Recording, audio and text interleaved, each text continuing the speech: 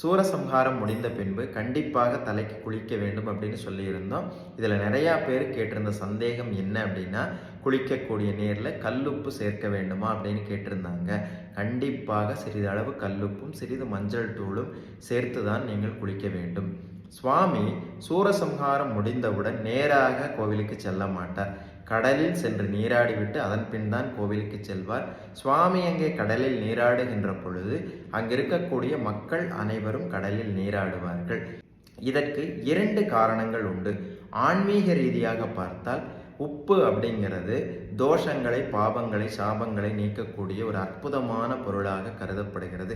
அதனால தான் கடலில் விளையக்கூடிய அந்த உப்பை நாம் குளிக்கக்கூடிய நீரில் இட்டு குளிக்கின்றோம். அடுத்தது அறிவியல் ரீதியாக பார்க்க போனால் உப்பும் மஞ்சள் தூளும் கிருமிநாசினியாக செயல்படுகிறது. இந்த மகா கந்தசஷ்டி விரதத்தில் நம்ம கோவிலுக்கு போயிருப்போம், தினமும் கோயிலுக்கு போயிருப்போம், அங்கே நிறைய கூட்டத்துக்குள்ளே போயிருப்போம்.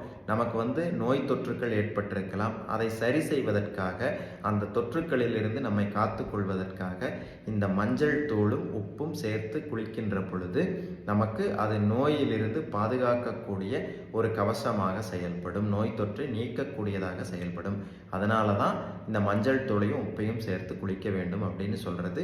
தலைக்கு குளித்த பின்பு ஒரு டம்ளர் பால் எடுத்துக்கொண்டு இந்த விரதத்தை இன்று நிறைவு செய்ய வேண்டும். நீங்கள் எந்த விரதம் எடுத்தாலும் சரி, மிளகு விரதம், பால் பழ விரதம் அல்லது ஒரு பொழுது விரதம், எந்த முறையில் நீங்கள் விரதம் இருந்தாலும் சரி, கண்டிப்பாக ஒரு டம்ளர் பால் அருந்த வேண்டும்.